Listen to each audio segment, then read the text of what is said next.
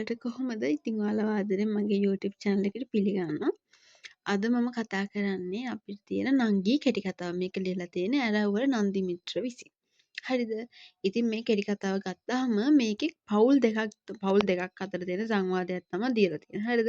පවුල් දෙකක් කියන්නේ දැන් නංගි කියලා කෙනෙකුයි අයියා කියලා කෙනෙකුයි තමයි මේකේ ප්‍රධාන චරිත විදිහට අපිට දීලා තියෙන්නේ.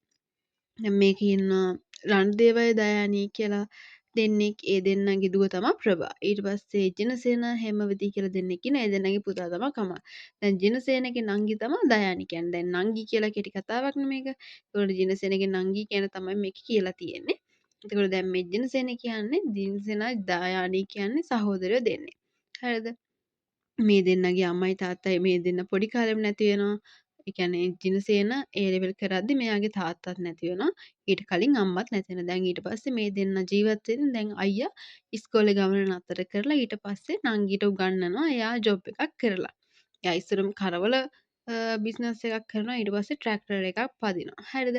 එහෙම කොහොම හරි නංගිව හොඳට උගන්වලා එයා විශ්වවිද්‍යාලයට යවලා එයාට හොඳට ජොබ් එකකුත් හොයලා දීලා දැන් හොඳට ඉගෙන ගත්තට පස්සේ කැම්පස් ගියාට පස්සේ ජොබ් එකකුත් අන්න හම්බෙනවා. ඊට පස්සේ ජොබ් එක කරලා ඊට පස්සේ එයාව කසාද බඳවුවට පස්සේ තමයි මේ අයියා කසාද බදින්නේ එයාගේ ජීවිතය ගැන හිතන්නේ. මෙයා අන්තිමට කසාද බදින්නේ එයාගේ මාමගේම දුව. හරිද? මේ විදිහට තමයි මේ කතාව අපිට දීලා තියෙන්නේ. එහෙනම් අපි මේ කෙටි කතාවට යමු. දියණිය සමග බසයෙන් බිමට බැසගත් දයානි සිය නිවස දෙසට වහ පා ඔසවන්නට වූවාය. එළවලු කිහිපයක් සහිත බෑගයක් ඇගේ එක් අතක එල්ලෙමින් තිබිණ. අනිත් අතෙහි ඇගේ කාර්යාලීය බෑගය විය. දයානි ඉදිරියෙන් ගමන් කළ අතර පාසල් ඇඳුමින් සැරසී සිටි දියණිය ප්‍රභා තෙහෙට්ටු ස්වභාවයකින් යුතුව අම්මා පසුපස ගමන් කළාය. දෙවුර හරහා වැඩෙන පටි සහිත කොළ වර්ණ පොත් බෑගය ඇගේ පිට මත එල්ලෙමින් තිබිණ. දැන් අම්මයි දුවයි ඕනේ ඉස්කෝලේ ඇරලා ගෙදර එනවා. හරිද? නිවස දෙසට ආසන්නවත්ම කවුදෝ කෙනෙකු ස්තෝප්පයේ පුටුවක වාඩි වී සිටින බව දයානිට පෙනුණා. දැන් ඔන්න මෙයා දයානිට පේනවා කවුරු හරි ගෙදර ඉස්සරහා ස්තෝප්පේ ඉඳගෙන ඉන්නවා කියලා. එවරගේ ගමන තවත් වේගවත් වී ඉක්මනටම යනවා කවුද මේ කියලා බලන්න. ස්තෝප්පයේ පුටුවේ වාඩි වී සිටි ජිනසේන හඳුනාගත් ඇගේ හිත මහත් වූ අනුකම්පාවකින් පිරී ගියේය. ජිනසේනව දැක්කන් පස්සේ එයාගේ හිත ගොඩාක් ලොකු අනුකම්පාවකින් පිරෙනවා. මොකද එයාගේ අයියා තමයි ඒ. පුටු පත්තට හේතු වී සිටි ඔහුට නිින්ද ගොස් තිබිණ. මුව යාන්තමට විවර වී හිස පසෙකට මදක් කැලව ඇත. ඔහු විසින් ගෙන එන ලද ලණුපොටකින් කට තදවන්නට ගැට ගැසූ භාගයකටත් වඩා පිරුණු ගෝණියක් ස්තෝප්පුවේ බිම තිබිණ. අයියේ කොයි වෙලාවෙද ආවේ? දයානි ජිනසේනගේ උරහිස මත අත තැබුවාය. නංගි ආවද? මම ඇවිදිල්ල පැයක් හමාරක් වෙනවා. දැස් හැර බැලූ ඔහු මුවගට සිනාවක් නගා ගත්තේය. අයියා එනවා කියලා දන්නලා එව්වනම් අද මම වැඩට නොගිහින් ගෙදර ඉන්නානේ. ඇය සොහොයුරාගේ මුහුණ දෙස බැලුවාය. මම හදිසියෙන්ම වගේ එන්න කියලා තීරණය කළේ. මම එනවා කියලා නංගි මොකටද නිකන් අපරාධ නිවාඩු දාලා ගෙදරට එලා බලාගෙන ඉන්නේ. නංගි කොහොමදත් හවස වැඩ ඇරලා ගෙදර එන බව මම දන්නවනේ. ජිනසේන වාඩි වී සිටි පුටුවෙන් නැගිට්ටේය. දැන් ඔන්න මේ දෙන්නගේ අතර තියෙන සංවාදය තමයි කියලා තියෙන්නේ. අයියා දවල්ට කෑමක් නොකා බඩගින්නේ ඇත්තේ නේද? දයානි ඇසුවාය. මම කොළඹින් බස් එකෙන් බහිනකොට දවල් 2:00 විතර ඇති. ඒ ගමන මම හෝටලයකට ගිහිල්ලා පරිප්පු එක පාන් කාලා තේ බිව්වා. මට කිසි බඩගින්නක් නැහැ. ඔහු වහා උත්තර දුන්නේය. හා දැන් ඉතින් ගෙට යමු මුහුණකට හොදාගෙන තේ ටිකක් කාරේ බීලා හෙමින් සීරුවේ විස්තර කතා කරමුකෝ. අයියට දැන් හොඳට මහන්සිත් ඇති. දයානි වසා තිබූ දොර හැර ගෙතුරට ගියාය. ඉතින් කොහොමද දුව? අම්මා එන වෙලාවටද හැමදාම දුවත් එන්නේ? ජිනසේන ප්‍රභාගේ හිස අත ගෑවේය. දැන් ඔන්න දයානි කුසියට දයානි යනවා. ඉක්මනට ගේ ඇතුළට ඊට පස්සේ ඔන්න ජිනසේන එයාගේ නංගිගේ දුවත් එක්ක කතා කරගෙන ඉන්නවා. ඔව් මාමේ හැමදාම පන්ති හවස ගෙදර එනකොට ඇති වෙලා මාමේ ප්‍රභා කීවා හැමදාම පන්ති ඉවරයක් නෑ කියලා කියනවා.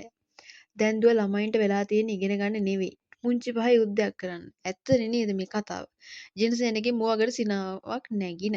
ඒක නම් ඇත්ත මාමේ ප්‍රභාද සිනාසුනාය. මම කොටු වලින් කඩාගත්ත එළවලු ටිකකුත් අරගෙන ආවොන්න. මම දුවට හොඳ පැණිකමුඩ ගෙඩියකුත් ගෙනල්ලා ඇති. ජිනසේන බිම තිබූ ගෝණි ඔසවාගෙන ප්‍රභා සමග ගෙතුළට ගියේය. ගෙතුළට ගොස් ඇඳුම් මාරු කරගත් දයානි සොයුරාට මුහුණකට සෝදා ගන්නා ලෙස පවසා වහා තේ පිළියෙල කළාය. ජනසේන මුහුණ සෝදාගෙන පැමිණි පසු තේ බීමට ආරාධනා කළාය. කෑම ගන්නා කාමරය වූ මේසය මත විස්කෝතු කෙසෙල් ගෙඩි හා තේ කෝප්ප දෙකක් විය. ඔහු තේ පානය කරන ගමන් වැඩිපුර විස්තර කතා කරන්නට වූහ.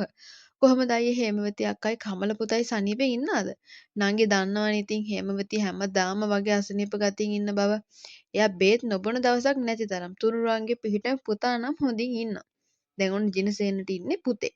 අයියා නොකා නොබී දුක් විඳලා මට ඉගැන්නුවා වගේ පුතාටත් කොහොම හරි හොඳට උගන්වන්න ඕනේ. මගෙත් ලොකුම බලාපොරොත්තුව ඒක තමයි නංගියේ. ඒ වුණාට මටත් දැන් පොඩි ප්‍රශ්නයක් මතුවෙලා. ජිනසේනගේ මුහුණ එක්වරම අඳුරු පැහැයට හැරී ගියාක් මෙන් විය. තේ කෝප්පේ අන්තිම තේගුර පානය කළ ඔහු කෝප්පය මේසේ මත තැබීය. සොහොයුරාට මුහුණ පෑමට සිදුවී තිබෙන ප්‍රශ්නය කුමක්දැයි දැන ගැනීමට දයාන නොඉවසිලිමත් වූ අය. දැන් ජිනසේන කියන්නේ එයාට පොඩි ප්‍රශ්නයක් තියෙනවා කියලා ඒක දැනගන්නකම් දයානට කිසිම ඉවසිල්ලක් නැහැ. මොකක්ද අයියේ ප්‍රශ්නේ? මොකක්ද අයියේ ප්‍රශ්නේ කියලා අහනවා. දැන් ටික දවසක ඉඳලා මට අසනීප ගතියක් ඇති වෙලා තියෙනවා නංගියේ. මොකක්ද අයියේ අමාරුව? මුලින් මගේ යටිබඩේ කොරයක් ඇති වෙන්න පටන් ගත්තා. මම ආනමඩුවේ දොස්තර මහත්තයෙකුගෙන් බේත් ගත්තා. එතකොට අමාරු ගතිය අඩු වුණා. ඒත් ටික දවසකට පස්සේ මම මූත්‍රා කරනකොට ලේ බින්දු දෙක තුනක් පිට වුණා. එතකොට මම පුත්තලම ඉස්පිරිතාලෙට ගිහිල්ලා මගේ අමාරුව ගැන කිව්වා. දොස්තර මහත්තයා මාව හොඳට පරීක්ෂා කරලා බේත් කීපයක් දුන්නා. ඉතින් ඒ බේත් වලින් ගුණයක් නැද්ද? ඒ බේත් වලින් ගුණ නැතුව නෙවෙයි. ඒත් දොස්තර මහත්තයා මට කිව්වා වකුගඩු වලයි අමාරුව තියෙන්නේ. ඒ හින්දා කොළඹ ගිහිල්ලා විශේෂඥ දොස්තර මහත්තයෙකුට පෙන්නා ගත්තොත් හොඳයි කියලා. දැන් යටිබඩේ ඉස්සර නොතිබ්බ විදිහේ කැක්කුමක් ඇති වෙනවා. මේ ගැන කිව්වම හේමවතිගෙනුත් බේරිල්ලක් නැතුව ගියා. එයාගේ හේමවති කියන්නේ එයාගේ බිරිඳ. මෙහෙ ඇවිදලා ළඟට කියලා කොළඹ විශේෂඥ දොස්තර මහත්තයෙකුට පෙන්නා ගන්න කියලා කියනවා. මෙයා දැන් ඇවිල්ලා තියෙන්නේ කොළඹට ඇවිල්ලා විශේෂඥ ඩොක්ටර් කෙනෙක්ට පෙන්නලා මොකද්ද මේ කියලා අහගන්න. එහෙමනම් අයියා මෙහි ආයෙක කොච්චර හොඳද? අයියා බය නැතුව ඉන්න. මම රණේ ආවම එයා එක්ක කතා කරලා අයියා වෙනුවෙන් කරන්න පුළුවන් හැම දෙයක්ම කරන්න. රණේ කියලා කියන්නේ මේ නංගිගේ හස්බන්ඩ් කියන්නේ ජිනසෙනගේ නංගි වෙන දයානිගේ මහත්තයා. රණදේව මල්ලි එනකොට රෑ වෙනවද නංගියේ? මේ දවස්වල එයා වැඩ කරන අමාත්‍යාංශයෙන් මොකද්ද ප්‍රදර්ශනයක් කරන්න යනවා. ඒ වැඩ හින්දා එයා එනකොට ටිකක් රෑ වෙනවා. එහෙමනම් අයියා ටිකක් දුව එක්ක කතා කර කර ඉන්නකෝ. අයියට දවල්ටත් හරියට කෑමක් නැති හින්දා මම ඉක්මන් කරලා බත් ටිකක් ලැහැත්ති කරන්න. වාඩි වී සිටි තැනින් නැගී සිටි ජිනසේන සාලය දෙසට ගමන් කළේය. කුස්සියට ගිය දෑන රාත්‍රී කෑම වහ පිළියෙල කරන්නට වූවාය. සොහොයුරාගේ අසනීපය ගැන සමන්වන් මොහොතේ සිට ඇගේ හද මහත් වූ වේදනාකාරී බවකින් බර වීගෙන යන්නට විය. අයියා කතා කරන්නේ හරිම අසරණ තත්වයකට පත් වෙලා වගේ. අද මම මෙහෙම ජීවත් වෙන්නේ අයියට පින් සිද්ධ වෙන්න. මම අයියා වෙනුවෙන් කරන්න පුළුවන් හැම දෙයක්ම කරන්න ඕනේ. ඒ තමාටම කියාගත්තාය. රණදේව ගෙදර පැමිණියේ වෙනදාටත් වඩා ප්‍රමාද වීය. ඔහු එන විට රාත්‍රී කෑම ගැනීමෙන් අනතුරුව ජිනසෙන සාලේ වාඩි වී පත්තරයක් බලමින් සිටියේය. රණදේව ජිනසෙන සමග වචන දෙකක් සුහදව කතා කර ඇඳුම් මාරු කර ගැනීම සඳහා කාමරයට ගියේය. රණදේව සමග ආහාරගත් දයානි කුස්සිය අස්පස් කර දමා කර දැම්මාය. ඉක්බිති සැමියා සමග පැමිණ සොහොයුරා අසලින් අසුන් ගත්තාය. දෑනි කෑම කන ගමන් මට සේරම විස්තරේ කිව්වා. ජිනසේන අයියා අසනීප වුණ එක ගැන මටත් හරිම කනගාටුයි. අපි පුළුවන් හැම දෙයක්ම කරගන්න බලමු. රණදේව පැවසීය. ඒ වුණාට මම මෙහි ආයක රණදේව මල්ලිටයි නංගිටයි කරදරයක්ද මන්දා. ජිනසේනගේ මුවින් පිට වූයේ අහිංසක ස්වරයකි. හරි වැඩන්නේ. ජිනසේන අයියා ආවා කියලා අපිට කිසිම කරදරයක් නැහැ. රණදේව ජිනසේනගේ මුහුණ දෙස බැලීය. මට එහෙ ඉඳලා ඇවිදලා මේ හැම දෙයක්ම කරගන්න අමාරුයි ඒකයි මෙහෙයාට ආවේ. අනිත් එක කොළඹ ඉස්පිරිතාලේ මට කොහෙත්ම පුරුදු තැනක් නෙවෙයි. විශේෂඥ දොස්තර මහත්තුරු ඉන්නේ කොයි තැන්වලද කියලා කියන්න මම දන්නේ නැහැ. මේ වැඩ කරගන්න කොයි තැන්වලට යන්න ඕනද කියලත් මම දන්නේ නැහැ. ජිනසේන ඇති තතු පැහැදිලි කළයක් කිසිම දෙයක් දන්නේ නැහැ. මොකද එයා ගමක ඉන්න කෙනෙක්නේ. කොළඹ මොනවා වගේද කොළඹ හොස්පිටල් එකකට ගිහිල්ලා කොහොමද ඉන්න ඕන? හොස්පිටල් එක කොහොමද ඩොක්ටර් කෙනෙක් හොයාගන්නේ කියලා කිසිම දෙයක් එයා දන්නේ නැහැ. ඒ කටයුතු ගැන ජිනසේන අය හිතන්න ඕනේ නැහැ. දයානි මම හැම දෙයක්ම කරලා දෙන්න. රණදේවගේ වචන ජිනසේනට සහනයක් ගෙන දුන්නේ. අයියා නිකම්ම ඉස්පිරිතාලෙට එක්කගෙන යනවට වඩා හොඳයි. චන කරලා ස්පෙෂලිස්ට් කෙනෙකුට පෙන්නලම ඒ මාර්ගෙන් ඇඩ්මිට් කරන එක. දයානි සිය අදහස පළ කළාය. ඔව් එහෙම තමයි කරන්න ඕනේ. රණදේව බිරියගේ අදහස අනුමත කළේය. අයියා හෙට මෙහෙ ඉන්න. මම ඔෆිස් ගිය ගමන් මෙහෙම අමාරු වලට හොඳ ඩොක්ටර් කෙනෙක් කවුද කියලා හොයලා බලලා අනිතට අයියා පෙන්නන්න පිළිවෙලක් කරගෙන ඉන්න. කොළඹ ඉස්පිරිතාලේ මගේ යාළු නර්ස්ලා දෙතුන් දෙනෙක් ඉන්නවා. මට ඒ ගොල්ලන්ට කියලාත් උදව් ගන්න පුළුවන් වෙයි. දයානි පැවසුවාය. සොහොයුරිය සහ මස්තිනා පවසන ආකාරයට කටයුතු කිරීම සුදුසු බව ජිනසේනට පෙනී ගියේය. ඒ නිසා ජිනසේන ඔවුන් පවසන දෙයට එකගත්තේ පළ කළේය. දැන් නංගි මල්ලි ඒ දෙන්නා කියන කතාව ඇත්ත කියලා හිතලා ඒ දෙන්නා ඒකට විසඳුමක් ගෙනල්ලා දෙනකම් මෙයා ඉන්නවා. දයානි පැවසූ ආකාරයටම සියලු කටයුතු සිදු කළාය. ජිනසේන පරීක්ෂා කළ විශේෂඥ වෛද්‍යවරයා වෛද්‍ය වාර්තා කිහිපයක් රැගෙන නැවත එන ලෙස නියම කළේය. එතෙක් පාවිච්චියට බෙහෙතක්ද නියම කළේය. දයානි සහ රණදේව නියපිති ස්ථානයන්ට ජිනසේන එක් කරගෙන යමින් අදාළ පරීක්ෂණවලට භාජනය කිරීම සඳහා අවශ්‍ය කටයුතු කළහ. දෙවැනි දින අවසන් වනවිට ඔවුන්ට නියමිත සියලු වෛද්‍ය වාර්තා ලබා ගැනීමට හැකි විය. වෛද්‍ය වාර්තා ලබාගත් දිනයට පසු දිනම ඔහු ජිනසේන යළි විශේෂඥ වෛද්‍යවරයා වෙත එක් කරගෙන ගියහ. වෛද්‍ය වාර්තා සියල්ල පරීක්ෂා කිරීමෙන් අනතුරුව වෛද්‍යවරයා කාරුණික ස්වරයකින් කතා කළේ මම අද තව බෙහෙත් කීපයකුත් නියම කරන්නම්. ඒවට සෑහෙන දුරට අමාරු ගති අඩුයි වකුගඩු නරක් වෙලා. ඒ නිසා සම්පූර්ණ ගුණයක් නම් වෙන හොඳ වකුගඩුවක් බද්ධ කරන්න වෙයි. මෙයාගේ දැන් වකුගඩු කේස් එකක් තමයි වෙලා තියෙන්නේ. හොඳ වකුගඩුවක් බද්ධ කරන්න ඕනි කියලා තමයි මේ ડોක්ටර් කියන්නේ.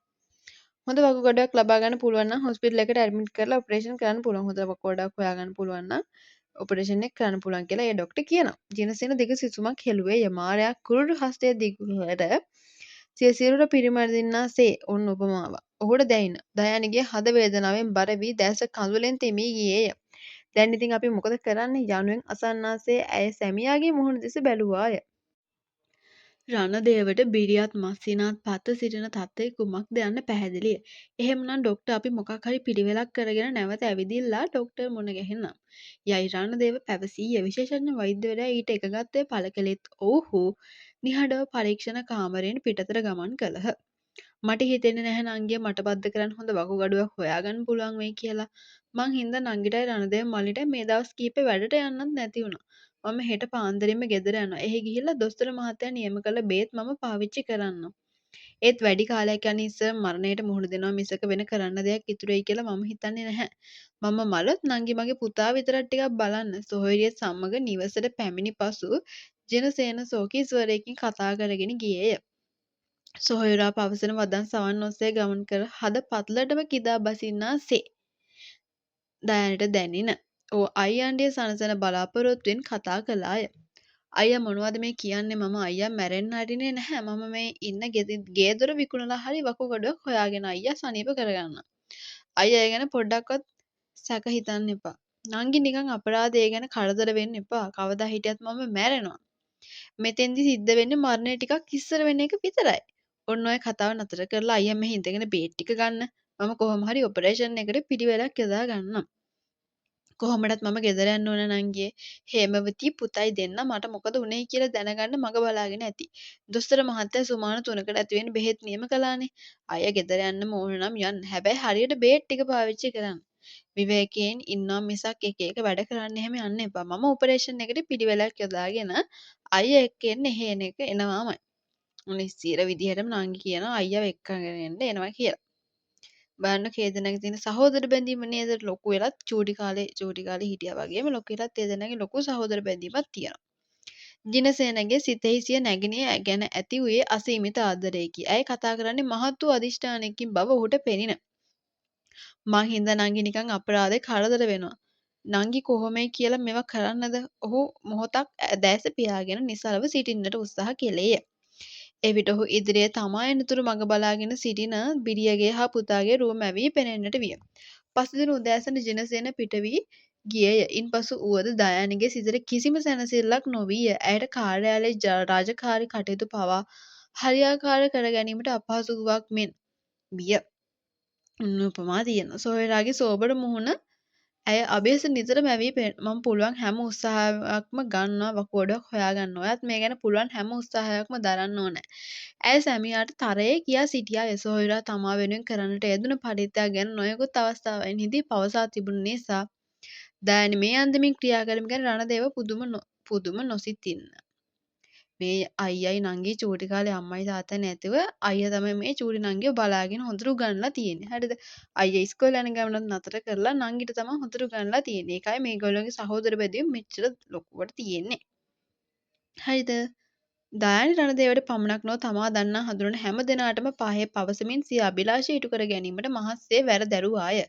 වකුගඩුව පරිත්‍යාග කිරීමට කැමැත්තෙන් සිටින භික්ෂුන් වහන්සේ නමක් ගැන හෝඩුවාවක් ඇයට දෙන කාර්යාලයේ මිතුරියකගෙන් දැනගන්නට ලැබිණ. දැනගන්නට ලැබුණු විස්තර අනුව ඒ භික්ෂුන් වහන්සේ වැඩ විසුවේ බද්දේගම ප්‍රදේශයේ පන්සලකය.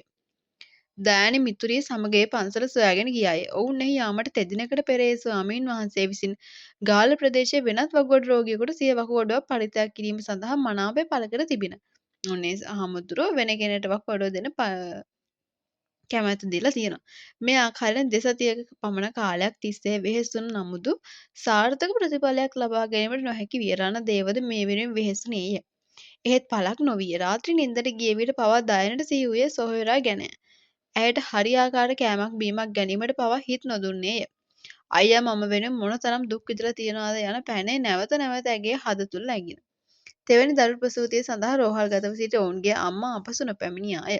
දැන් මේ දෙන්නගේ අතීත කතාව තමයි ඔය කියලා තියෙන්නේ. ඒ වෙනකොට ජිනසේන 8 වැනි වියේත් දයන 9 වැනි වියේත් පසු වූහ. වඩු කාර්මිකයෝ තාත්තා බොහෝ නැති බැරිකම් මැද්දේ වූ දරුවන් දෙදෙනා රැක බලා ගත්තේ. බිරිය මේ කී විට දරුවන් බලා ගැනීමට යයි පවසමින් වෙනත් බිරියක කැඳවා ගැනීම මෙහි බොහෝ පිරිමින්ගේ සිරිත. සාමාන්‍ය සිරිත ඒක. සාමාන්‍ය සිරිත ඒක කියලා තමයි එයාලා කියන්නේ. හරිද? එහෙත් ඔවුන්ගේ තාත්තා එවැන්නක් කිරීමට නොසිතුවේ. එයා වෙන බිරිඳක් ගෙනල්ලා නැහැ අම්මා නැති වුණාට. අම්මා නැති වුණා කියලා දුක් වෙවි ඉන්න එපා. මම කොහොම හරි උඹලට කන්න අදින්න දෙන්නම්.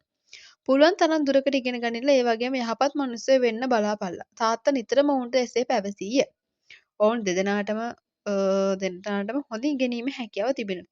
නිවසක වහලේ ගැසීමට ගොස් සිය තාත්තා පරිස්සා බිම ඇද වැටුණ ජිනසේන අපොස උසස් පෙළ පන්තියේ දයානි 8 වැනි ශ්‍රේණියේත් ඉගෙන ගනිමින් සිටියේදී බිම පතිත වන මොහොතේ හිස ගලක වැදීම නිසා දෙසතියක පමණ කාලයක් සිහිසුන්ව පුත්තම රෝහලේ ඇඳක් මත වැතිරහුන් තාත්තා සදහටම දැස පියාගත්තේය. සති දෙකක් විතර සිහි නැතිව ඉඳලා ඊට පස්සේ අන්තිමේදී නැති වෙලා. හරිද? අසල්වාසීන්ගේ සහාය ඇතිව දරුවෝ දෙදෙනා අපමණ දුෂ්කරතා මැද්දේ පියාගේ අවසන් කටයුතුද කරගත්ත. ඒ දරුවෝ දෙනා විතරනේ නේද කොහොම හරි දැන් අසල්වැසියන්ගේ උදව්වත් එක්ක මේ තාත්තාගේ අවසන් කටයුතු කරලා තියෙනවා. ඉගෙන ගන්න කෙසේද ඊටත් වඩා ජීවත් වන්නේ කෙසේද යන දෙපැනේ ඔවුන් ඔබේස හොල්මන් වෙස් ගත්තේය. දැන් අම්මත් නැහැ අප්පච්චිත් නැහැ කවුරුත් නැහැ. ඒ දිනට කන්න අදින්න දීලා බලාගත්තේ තාත්තා අම්මා නැති වුණාට පස්සේ දැන් ඒකත් නැහැනේ. බැලු අත අඳුරු වලාවන් විනා රිදි රේඛාවක් සේයාවක්වත් නොවීය. වහලයට සෙවිලි කොට තිබූ දි รา ගිය පොල් අතු සසල කරමින් හමා ගිය වියලි සුළඟ පවා අහේනියේ ගීතය ගායනා කරන්නාසේය. ලොව සිටින අසරණ දරුවන් දෙදෙනා තමන් යැයි ඔවුන්ට සිතින. අන්තිමේදී දයනසිය අදහස සොහොයුරා ඉදිරියේ තබන්නට උත්සාහ කළාය. අයියේ ඇයි නංගී මම මීට පස්සේ ඉස්කෝලේ යන්නේ නැහැ. අර බංගලාවල වැඩකාරකමට ළමයි නතර කරන නැන්සි නෝනට කියලා මමත් බංගලාවක වැඩකාරකමකට ගිහිල්ලා කීයක් හරි හොයලා අයියට එවන්න. අයියා තව ටිකක් ඉගෙනගෙන මොකක් හරි රස්සාවක් කරන්න බලන්න. ඔය අදහසට මට කොහොමවත් කැමති වෙන්න බෑ. නංගි එහෙම නෙවෙයි මේ කාරණේ සිද්ධ වෙන්න ඕනේ. එහෙනම් කොහොමද නංගි දිගටම ඉගෙන ගන්න ඕනේ. මම ඉස්කෝලේ ගමන නතර කරලා මොකක් හරි කරනවා. තාත්තගේ පරණ බයිසිකලේ තියෙන හින්දා මට සුළු විලදාමක් හරි කරන්න පුළුවන්. මගේ පණ තියෙනකම් මම ඔයාලට කොහෙවත් වැඩකාරකමට යන්න ඉඩ දෙන්නේ නැහැ. ඒ වුණාට අයියේ පින් සිද්දේ නංගි ඔය ගැන තව වචනයක්වත් කතා කරන්න එපා. මම මේ තීරණය ගත්තේ හොඳට කල්පනා කරලා බලලා. පස්සේ දින උදෑසන අවදිව දෑනි පාසලට යාමට සූදානම් නොවී එහාට මෙහාට වෙමින් සිටියාය. නංගි මොකද කරන්නේ? ඉක්මන් කළ ඉස්සල යන්න ලැහැස්ති වෙන්න තරමක් සැරෙන් පැවසූ ජිනසේන දෑනිගේ පාසල් ඇඳුමගෙන ඇය ළඟට විසිකලේය. දයන සූදානම් වූ වහාම ඇය බයිසිකලේ තබාගෙන එක හුස්මට බයිසිකලේ පැදගෙන පාසලට ගියේය. කවර වැඩකට යාමට තිබුණද මාස කිහිපයක් ගතවන තුරු ජිනසේන මේ ආකාරයෙන් නංගි පාසලට එක් කරගෙන යාම නතර නොකළේය. අයියා අපරාධේ කරදර වෙන්න එපා. මම නොවරද්දා ඉස්කෝලේ යන්නම්. දෑනි දිනක් තිර ලෙස කීවාය. ඉන්පසු ඔහු සොහොයුරිය බයිසිකලේ තබාගෙන පාසල වෙත එක් කරගෙන යාම නතර කළේය. පාසල් ගමන නතර කළ ජිනසේන ආනමඩුවේ කරවල මුදලාලි කෙනෙකු සමග කතාබහ කර කලවර වෙළඳාමේ යාමට පිළියෙල කර ගත්තේය. ඔහු බයිසිකලේ තරමක් ලොකු පෙට්ටියක් බැඳගෙන එහි කරවල බහා ගම් ගණනාවක් ඔස්සේ ගමන් කෙළේය. එමගින් යාන්තමට ජීවත් වීමට තරම් ප්‍රමාණවත් ආදායමක් සොයා ගැනීමට හැකි වුවද එය සාර්ථක කටයුත්තක් නොවන බව ජිනසේනට පෙනී ගියේ. එසේම හරියාකාර කෑමක් බීමක් පවා නැතුව දවස පුරා කාස්ටක අවුවේ වේලෙමින් බයිසිකලේ පැදගෙන යාම පහසු කටයුත්තක් නොවිය. ජිනසේනගේ අවංක භාවය හා උත්සාහවන්ත භාවය ගැන මේ වන විට කරවල මුදලාලිගේ සිතෙහි කිසියම් පැහැදීමක් ඇති වී තිබිණ. අත් ට්‍රැක්ටර් 3ක්ද ඔහු සතු වී ජිනසේන සිය දුෂ්කරතාව ගැන දිනක් කරවල මුදලාලිට සැලකර සිටියේය. මොහොතක් කල්පනා කළ ඔහු දෙතොල් සසල කළේ. තමුසෙ එහෙමනම් මගේ කරවල කඩේ වැඩ කරනවා. ඒකත් නරක නම් නැහැ. ඒවට මම ඊට වඩා කැමති මුදලාලිගේ අත් ට්‍රැක්ටරයට වැඩ කරන්න දෙනවා. තමුසෙට ට්‍රැක්ටර් එරවන්න පුළුවන්ද? ටිකක් පුළුවන්. මුදලාලි මට ට්‍රැක්ටරයක් වැඩ කරන්න දෙනවා කියලා කියනවා නම් මම පුළුවන් තරම් ඉක්මනට හොඳටම පුරුදු වෙන්නම්. මේ ඉල්ලීමට එකගත්තේ පළ කළ කරර මුදලාලි ඔහුගේ ට්‍රැක්ටරය වැඩ කරන්නෙකුට ජිනසේනට වැඩි දුරටත් ට්‍රැක්ටර් පැදවීම ගැන පුහුණුවක් ලබා දෙන ලෙස නියම කළේය. මෙසේ පුහුණුව ලබා ගැනීමෙන් පසු ජිනසේන අත් ට්‍රැක්ටරය වැඩ කරන්නට පටන් ගත්තේ. ඒ ජිනසේන ආසවෙන් කළ කාර්යයක් විය. නංගී සමග ජීවත්වීමේ ඇගේ අධ්‍යාපන කටයුතු සඳහා වන අවශ්‍යතා සපුරාලීමට තරම් ප්‍රමාණවත් මුදලක් එමගින් උපයා ගැනීමට හැකි වේ. ඇතැම් දිනක පාසල ඇරී ගෙදර යන දයානට ගඩොල් සිමෙන්ති වැලි හෝ වී ගෝනි කිහිපයක් ට්‍රැක්ටරයේ පටවාගෙන ජිනසේන ගමන් ගන්නා අන්දම දිස්සේ. නංගි දකින ජිනසේන සිනාමුසු මුහුණේ යුතුව ට්‍රැක්ටරය නතර කරයි. වචන දෙකක් කතා කරයි. සමහර විට ගෙදරට අවශ්‍ය කරන දෙයක් ගෙන යාම සඳහා මුදල් දෙයි. ඔහු කිසියම් කම්පාවකින් තොරව මේ කාර්යයෙහි නියැලෙන බව දයානට පෙනේ. එහෙත් ගෙන හොඳ තත්ත්වයකට එන්න පුළුවන්කම තිබුණ අයියා ඒ සේරම අත්හැරලා මේ දුක් විඳින්නේ මං වෙනුවෙන් නේද? යන ප්‍රශ්නය නිරායාසයෙන්ම ඇය තුළ ඇතිවේ. ඒ සමගම ඇගේ සිතෙහි ඇතිවන්නේ කම්පාවකි. ඇයගේ දිනෙත් කඳුළෙන් තෙතේ. ඇය ට්‍රැක්ටරයේ නොපෙනී යනතුරුම කඳුළු පිරි සොහොයුරා දෙස බලාගෙන සිටියාය. අයියාගේ බලාපොරොත්තුව සුන් නොකොට මම හොඳ ඉගෙන ගන්න ඕනෑ යන අදිටනය හැම මොහොතකම මගේ හද තුළ තිර ලෙස පිහිටියේ. අය දැන් හැමදේම කරන්නේ නංගි වෙනුවෙන් නංගි ඉගෙනීමේ කටයුතු වෙනුවෙන්නේ. ඉතින් එයා හිතා ගන්නවා හැම මේ අයියා මේ මහන්සි වලට සරලන සාධාරණයක් කරන්න ඕනේ කියලා. අයියේ මම HSC පාස්. දැන් දිනක් මෙසේ කියාගෙන මහා සතුටින් ගෙදර දිව ආවාය. ජිනසේනගේ දෑසින් සතුටු කඳුළු ගලාගෙන ගියේ. ඔහු නංගිගේ දෑත සෙනෙහසින් අල්ලාගෙන මිමිනුවේ. මගේ හිතේ අද තියෙන වචනෙන් කියාගන්න බැරි සන්තෝෂයක් නංගියේ මම මගේ කියලා ජීවිතයක් ගැන හිතන්නේ නංගි විශ්වවිද්‍යාලයක උපාධියක් ලබාගෙන රස්සාවකට ගිහලා කසාදයකුත් බැන්දට පස්සේ. හරි දැන් උන් නංගි ලොකු වෙලා කැම්පස් එකකටත් ගිහිල්ලා ඒ සේරමත් වෙලා උපාධියකුත් අරගෙන. දයන විශ්වවිද්‍යාල ප්‍රවේශ විභාගය සමත් වීමෙන් ටික දිනකට පසු සවසක ජිනසේන ගෙදර පැමිණියේ කෝපයෙන් අඳුර වේගයේ මුහුණින් යුතුවය. ඔහු කිසිම කතාවක් නැතුව ඇඳ මත වැතිරී කල්පනා කරමින් සිටියේය. දයනට අයියාගේ මේ අමුත්ත පෙනෙන. ඔහු කිසිවක් පවසු නැතැයි ඇය බලා සිටියා. එහෙත් ඔහු කිසිවක් නොකීවේය. දයන මේ තවදුරටත් ඉවසාගෙන සිටීමට අපහසු වූවක් මෙන් විය. මොකද අයියට මොකුත් කරදරයක්ද? ට්‍රැක්ටරේ වැඩ කරන මට මුදලාලිගෙන් කිසි කරදරයක් නැහැ. ඒත් මුදලාලිගේ හාමිනේ හින්දා මට ඒ රස්සාව එපා වුණා. මම උදේම ට්‍රැක්ටරේ ගන්න ගෙදරට ගියාම එක වැඩ කරන්න කියලා මට නියම කරනවා. දැන් උන් අයියාගෙන් වැඩ ගන්නවා. හරිද? ඒ ගෙදර ට්‍රැක්ටරේගේ අයිතිකාරයාගේ බිරිඳ මොකද කරන්නේ? ගෙදර වැඩට සේරම ටික මේ අයියට කියලා කරගන්නවා. එහෙම වුණාම ඉතින් එපා වෙනවනේ. මම ඉවසගෙන මෙච්චර කාලයක් ඒවත් කළා. ඒ ගෑණිට නංගි ඉගෙන ගන්න එක ගැන කාගෙන්ද ආරංචි වෙලා. ඒ ගැනත් අමාරුවක් හැදලා. ඒ ගෑණි අද මට කිව්වා නංගි වගේ අයට මොන විශ්වවිද්‍යාලෙට ඔන්න ඔය මෙහෙම ෆැක්ටරි වැඩට අරගෙන කියලා. මම ආද එයාට හොඳ දෙකක් කියලා ආවේ. මම මුදලාට කිව්වා මීට පස්සේ ට්‍රැක්ටරේ වැඩට එන්නේ නැහැ කියලා.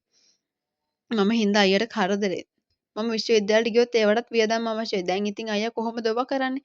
නංගිට ඒව ගැන හිතන්න දෙයක් නැහැ. මම කුලී වැඩක් කරලා හරි ඒ යුතුයකම් ඉෂ්ට කරනවා. බලන්නකෝ නේද? ඒ අයියාගේ සහෝදර බැඳීම. මම මාමත් එක්ක කතා කරගත්තා. මාමගේ ගොවිතැන වැඩට හවුල් වෙන්න. කොහොම හරි මගේ ලොකු ආසාවක් තියෙනවා පරණ ට්‍රැක්ටරයක්වත් ගන්න. මම කිව්වා පහු වෙනකොට එයාත් ඒකට ටිකක් උදව් කරන්නම් කියලා. අම්මා තාත්තා නැති වුණාට පස්සේ මාමා තමයි අපිට කොයි දෙයකටත් පිහිට වෙන්නේ ඉන්නේ. මාම එක්ක වැඩ කරන්නම් අයියට කරදරයක් වෙන එකක් නැහැ. ජනසේන නොකා නොබී හෝ විශ්වවිද්‍යාලයේ ඉගෙනීම ලබන දෑනිගේ අවශ්‍යතා ඉටු කිරීමට වග බලා ගත්තේය. දෑනිද මහත් කැපවීමකින් ඉගෙනීමේ කටයුතු වල නිරත වූවාය. කෑගල් ප්‍රදේශයේ තරුණයෙකු රණදේව හා දෑන අතර ප්‍රේම සම්බන්ධයක් ඇති වූයේ පේරාදෙණියේ සරසවියෙහි ඉගෙනීම ලැබූ සමයෙහි. උපාධිය ලැබීමෙන් වසරක පමණ කාලයක් තිස්සේ බොහෝ වෙහෙස මහන්සි වීමෙන් පසු දෑනට සැලසුම් ක්‍රියාත්මක කිරීමේ අමාත්‍යාංශයේ සහකාර සංවර්ධන අධ්‍යක්ෂිකාවක වශයෙන් පත්වීමක් ලබා ගැනීමට හැකි විය. ඒ වෙනුවෙන්ද නොයෙකුත් බලධාරීන් වෙත යමින් අපමණ වෙහෙසුනේ ජනසේනය රණදේවට මහවැලි සංවර්ධන අමාත්‍යාංශය යටතේ ප්‍රජා සංවර්ධන නිලධාරියෙකු ලෙස පත්වීමක් ලබා ගැනීමට හැකි විය. ඔවුන් විවාහ වී වසර 12ක් පමණ ගතනට හෝමාගමෙන් පර්චස් 20ක ඉඩම් කොටසක් ගැන නිවසක් තනා ගැනීමට හැකි විය. දයන අපසු උසස් පෙළ සමත් වූ දින පැවසුවා සේම ජනසේන තම අනාගත ජීවිතය ගැන සිතන්නට වූයේ නැගෙන රැකියාවක් ලබා විවාහ වීමෙන්ද පසුවය. දයන විවාහ වී වසරකට පමණ අනතුරු ජනසේන සිය බලාපොරොත්තුවක් මුදුන්පත් කර ගනිමින් අත් ට්‍රැක්ටරයක් මිලදී ගැනීමට සමත් වූයේ. ගොවිතැන කටයුතු හොඳින් කෙරෙමින් තිබෙන ඔහු මාමාගේ බාලදියණිය සිය සහකාරිය වශයෙන් තෝරා ගත්තේය. තමාගේ හා සොහොයුරාගේ අතීත ජීවිත හා සම්බන්ධිත මෙවන් සිද්ධිය ගැන සිහිවන මොහොතක් පාසා අයියන්ඩේ ගැන දයානගේ හිත පවත්නා ආදර ගෞරවය තව තවත් වර්ධනය විය. දැන් ඔන්න එයාලා කලින් හිටපු විදිහ ගැන තමයි ඔය කලින් ටිකේ කියලා තියෙන්නේ. හරිද? මගේ අයියා අද පත් වෙලා ඉන්නේ ඉතාම අසරණ තත්වයකට. අයියා ඉදිරියේ මාරයා hina වෙනවා. ඉතින් කොහොමද දෙයියනේ මම අයියට පිහිර නොවී අහක බලාගෙන ඉන්නේ. සිය හදපතලේ නැගෙන මේ මිවිනුම් හමුවෙන් නිහඬව සිටීම ඇයට කෙසේවත් කළ හැකි කාර්යයක් නොවීය. ඇය දින කිහිපයක් තිස්සේ දිගින් දිගටම මේ ගැන කල්පනා කළාය. රාත්‍රී කෑම ගැනීමෙන් අනතුරුව රණදේව කාර්යාලයේ පුස්තකාලයෙන් ගෙනා පොතක් කියවමින් සාලේ පුටුවක වාඩි වී සිටියේය. නිවසේ කටයුතු අවසන් කළ දෑනේ සැමියා අසලට ගියාය. පොත වසා පසෙකින් තැබූ රණදේව බිරිය දෙස බැලුවේය. රනේ ඇයි? අපිට තාම අයියාගේ ප්‍රශ්නෙට උත්තරයක් හොයාගන්න බැරි වුණානේ. අපි නිකන් හිටියේ නැහැනේ දෑනේ. පුළුවන් තරම් උත්සාහ කළා. ඉදිරියටත් තවත් උත්සාහ කරලා බලමු. මම හිතන්නේ නැහැ රනේ අපි තව උත්සාහ කළත් පළක් වෙයි කියලා. අනිත් එක මේක දිගින් දිගට කල් දාන්න පුළුවන් ප්‍රශ්නයක් නෙවෙයි. ඒ හින්දා මම එක දෙයක් කරන්න කල්පනා කළා. ඒ මොකද්ද? අපි දෙන්න කසාද බැඳ දවසේ ඉඳලා අද වෙනකන් ආදරෙන් ජීවත් වුණා. මම ඔයාගේ හිත රිදෙන්නේ කිසි වැරද්දක් කරලා නැහැ. ඉදිරියටත් ඔයත් එක්ක ආදරෙන් ජීවත් වෙන්න මගේ එකම බලාපොරොත්තුව. ඉතින් ඔයත් මට හැපෑ ආදරයක් තියෙනවා නම් මගේ මේ ඉල්ලීමට ඉඩ දෙන්න ඕන. දැන් ඔන්න මෙයා බලන්නකො මෙයාගේ ඉල්ලීම මොකක්ද කියලා. ඔයා මොන වගේ දෙයක් ගැනද මේ කියන්න හදන්නේ? මම තීරණය කළා මගේ එක වකුඩුවක් අයියට දෙන්න. ඕන්න අයියා වෙනුවෙන් එයාගේ වකුඩුව දන් දෙන්න තමයි හදන්නේ. ඔයා ඒකට කැමති වෙන්න ඕන. මේවා දැන් සවන් වන්විට රණදේව මහත්සේ කැළඹී ගිය නිස්කලංකව ගෙවී ගිය සිය යුග දිවි මඟට හිටි හැටියේම හෙනයක් පහත් වූ වාසේ ඔහුට දැනෙන. රණදේවට එක්වරම මුවින් වචන පිට කර ගැනීමට අපහසු වූවක් මෙන් විය. එහෙත් මේ නිහඬව සිටීමට සුදුසු මොහොතක් නොවේ. ඔයාට පිස්සුද දෑනේ? ඔය අදහසට නම් මට කොහොමවත් කැමති වෙන්න බෑ. ඒවා කරන්න ගිහලා ඔයාට මොකක් හරි කරදරයක් වුණොත් මොන දෙයන්ට කියන්නද? මට කිසිම කරදරයක් වෙන්නේ නැහැ. මම ඩොක්ටර් මුණ ගැහිලා සේරම විස්තර දැනගත්තා. මට ටික කාලයක් යනකම් බෙහෙත් පාවිච්චි කරන්න වෙනවා. ඒක විතරයි කරදරයකට තියෙන්නේ. මේ පරිත්‍යාග කළොත් මට අයියාගේ ජීවිතේ බේරගන්න පුළුවන් වෙනවා. අයියා මම වෙනුවෙන් කොච්චර දුක් විඳලා තියනවද කියලා මම ඔයාලට කොතෙකුත් කියලා ඇති. මම අයියා වෙනුවෙන් මේ පරිත්‍යාග කරන්න ඕනේ රනේ. කොහොම කිව්වත් මට නම් ඔය කායන්ට කැමති වෙන්න බෑ. ඔයා මොනවා කරන්න හදනවද කියලා මට නම් තේරෙන්නේ නැහැ. අපේ දුවගේ අනාගතය ගැන හිතලවත් ඔය අදහස අතාරින්න දායනේ. මට මේ අදහස අතාරින්න පුළුවන් කමක් නැහැ රනේ. එතකොට තවදුරටත් මාත් එක්ක ජීවත් වෙන්න බලාපොරොත්තු වෙන ඔයාට නැද්ද? ඉතා සංසුන් ලීලාවෙන් පටන්ගත් කතාව ඔවුන්ට නොදැනී මුස්සඩක් බවට පත්ව තිබිණ. ඉවසීමේ සීමා බිදී යනට එන්නාසේ. රණදේවට දැනෙන කාමරය ඇද මත වැතිර පොතක් පාඩම් කරමින් සිටි ප්‍රභාට එහෙමම නිින්ද ගොස් තිබිණ. තාත්තා උස්සඩෙන් කතා කරනු ඇසී අවදි වූ ඇය දැස පිස දමමින් සාලට පිවිසියයි. මොකද කවදාවත් නැතුව තාත්තා මේ තරම් හයියෙන් කෑ ගහන්නේ. බලන්න දුව අම්මා මේ මොනවද කරන්න හදන්නේ කියලා අම්මා මාමා වෙනුවෙන් එයාගේ වකුගඩුව දෙන්න ලැහැත් වෙනවා. ප්‍රභාට සියද්දේ සමන් අදහා ගැනීමට අපහසු වේ. ඇය කෙරෙන් පළ වූයේ බියෙන් තැතිගත් ස්වභාවිකයි. ඇය බැගාපත් ලෙස අම්මා දෙස බැලුවා. අනේ අම්මේ එහෙම දෙයක් නම් කරන්න ලැහැස්ති වෙන්න එපා. අම්මා ඕවා කරන්න ගිහලා අම්මට කරදරයක් වුණොත් තාත්තයි මායි කොහොම ජීවත් වෙන්නද? අනිත් එක අම්මා සදාකාලෙ ලෙඩෙක් වුණොත් අම්මට කොච්චර දුක් විඳින්න වෙනවද? දුව බය නොවී ඉන්න. මට එහෙම දුක් විඳින්න වෙන්නේ නැහැ. පින් සිද්ධ වෙයි දයානි. දෙයියන්ගේ නාමයෙන් ඔය අදහස් අතාරින්න. නොයෙසිරෙන කෑගසූ රණදේවට තවදුරටත් සාලෙහි රැඳී සිටීමට අපහසු විය. ඔහු අසල තිබූ පුටුවකටද පයින් ගහගෙන සාලෙන් පිටතට ගමන් කෙළේය. මේ මොහොතේ සැමියා සමග තවදුරටත් කතාවට නොගොස් නිහඬව වීම සුදුසු යයි දයානට සිතින. ප්‍රභා කුමක් කළ යුතුද සිතා ගැනීමට නොහැකිව කම්පාවෙන් බලාගෙන සිටියාය. ගමට ගිය ජිනසේන වෛද්‍යවරයා විසින් පවසන ලද අන්දමට බෙහෙත් පාවිච්චි කරමින් විවේකීව සිටියේ. සුපුරුදු අයුරින් ගොවිතැන් වැඩ හා ට්‍රැක්ටරයේ වැඩ කරමින් ජීවිකාව කරගෙන යාමට නොහැකි වීම ඔහුට මහත් දුකක් විය. සැමියාගේ අසනීපය ගැන නැතිතතු දැනගත් හේමවතී කම්පාවට පත් වූ අය. කෙසේ හෝ සැමියා සුවපත් කර ගැනීමට ඇයට වූයේ දැඩි අවශ්‍යතාවයකි. එහෙත් ඒ වෙනුවෙන් කුමක් කළ යුතුද යන්න සිතා ගැනීම පවා ඇයට දුෂ්කර කාර්යයක් විය. තාත්තාගේ අසනීප තත්ත්වය දැනගත් මොහොතේ සිට කමල්ද දුකට පත් වූයේ. කමල් කියන්නේ ඊළඟේ ළමයා. පෙර දවස මහත් උනන්දුවෙන් වැඩ කළ තාත්තා බෙහෙත් පෙති ගිලිමින් රෝගී ස්වභාවයෙන් යුතුව ඇඳක් මත වැතිර සිටිනු දැකීම ඔහු කිසිසේත් අපේක්ෂා නොකළ දෙයකි. ගෙට යාබද මඩුවේ නවතා තිබෙන ට්‍රැක්ටරයේ තාත්තාගේ පැමිණීම බලාපොරොත්තුවෙන් සංකාවෙන් නෙත් අයා බලා සිටිනවා වැනියයි ඔහුට සිතින. ආමේ බෙහෙත් ටික ගන්න. බෙහෙත් පෙති දෙකක් හා වතුර විදුරක් රැගෙන සැමියා අසලට පැමිණි හේමවතී කීවාය. ඇඳ මත වැතිර සිටි ජිනසේන හිස ඔසවා වාඩි වී බෙහෙත් පෙති දෙක දිගිල වතුර ටිකක් පීවේය. ස්තූපයේ පැත්තේ සිටි කමල් දිවගෙන ජිනසේන අසලට පැමිණියා. තාත්තේ මොකද පුතේ? අනේ නැන්දයිනවා මොනවා? ජිනසේන ඇදෙන් නැගී සිටියේ. ඔහු තිදෙන ස්තූපයට යන බලාපොරොත්තුවෙන් කාමරයේ සිට සාලට පිවිසිය. ඔවුන්ට ස්තූපයට යාමට ඉඩ නොලැබිණි. දයානි සාලට පිවිසියාය. නංගි තනියම දාවේ. ජිනසේන මුවගට සිනාවක් නගා ගනිමින් දයානි දෙස බැලුවේය. "ඔව් අයියේ" අත තිබූ පාර්සලයේ සාලේ වූ ටීපෝව මත තැබූ ඇය පුටුවකට වාඩි වූවාය. නංගිට දැන් හොඳටම මහන්සි ඇති. මුහුණ කඩ හෝදා ගන්න වතුර ටිකක් ලැහැත්ති කරලා දීලා ඉක්මනට තේ හදන්න.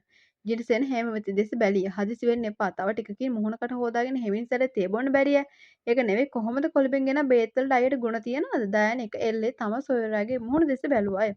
ඔව් නංගි ටිකක් ගුණ තියෙන පාටයි. ජිනසෙන මෙහිසේ පැවසුවද එතරම් සාර්ථක ස්වරයක් එහි ගැබ්ව නොතිබිණ. මම ආවේ හෙට උදේට අයියලා එක්කගෙන යන්න. ඔපරේෂන් එකට අවශ්‍ය කටයුතු සේරම ලැහැත්ති කරගත්තා. දයානි පැවසුවා. එතකොට කවුද නංගී වකුගඩුවක් දෙන්න කැමති වුණේ? ජිනසෙන විස්මයෙන් විමසීය. එයා දන්නෑනේ දැන් කවුද වකුගඩුවක් එයාට දෙන්නේ කියලා. වෙන කවුරුත් නෙමෙයි අයියේ. මම දයානි වාඩි වී සිටි පුටුවෙන් නැගිට්ටාය. එපා නංගී ඒ වැඩේ කරන්න ලෑස්ති වෙන්න එපා. රණදේව මල්ලි කවදාවත් ඔය අදහසට කැමති වෙන එකක් නැහැ. ජෙනසෙන බියටපත් වූවක් මෙන් විය. එයා විරුද්ධ වුණත් වෙන කවුරු විරුද්ධ වුණත් අයියා වෙනුවෙන් මම කරන මේ පරිත්‍යාගය වළක්වන්න පුළුවන්කමක් නැහැ. අයියා විතරක් මේ කරන්න අකමැති වෙන්න එපා. අයියා සනීප වෙලා හොඳින් ඉන්නවා දකින්නට වඩා තවත් සැනසෙල්ලක් මට නැහැ. අයියේ දයානිගේ කටහඬ බෙහෙවින් සිරසාර විය. ජිනසේනගේ මුළු සිරුරම වෙවුලා ගියේ. දෙතොල් පොපියන්නට විය. දැසින් කඳුළු ගැලිය. මගේ රත්තරන් නංගියේ දැත් දිගු කර කුඩා දරුවෙකුසේ එක්බිද හඬන්නට වූයේය. විස්මෙන් ඇලලියේ. ඒ දෙස බලා සිටි හේමවතිගේ හා කමල්ගේ දැස් වලින් කඳුළු බිඳු ගලා යමින් තිබිණ. දැන් ඔන්න මේ කෙටි කතාවේ ගත්තාම දැන් නංගි කෙටි කතාවනේ මේ කෙටි කතාව. මේකේ නමෙන්ම තියෙනවා නංගි කියලා. හරිද? මේ අයියගේ නංගියේ තියෙන සහෝදර බැඳීම තමයි මේක අපි කෙටි කතාවෙන් අපිට දීලා තියෙන්නේ. ඒත් මේ දෙන්නගේ තියෙන සහෝදර බැඳීම කොච්චර තියනවද කියලා පේනව නේද? ඉතින් එහෙනම් මේ කෙටි කතාවෙන් ওই විදිහට තමයි ඔයගොල්ලෝ දීලා තියෙන්නේ. එහෙනම් අදට මම ගිහිල්ලා එන්නම්. අපි අලුත් වීඩියෝ එකකින් හම්බ වෙමු.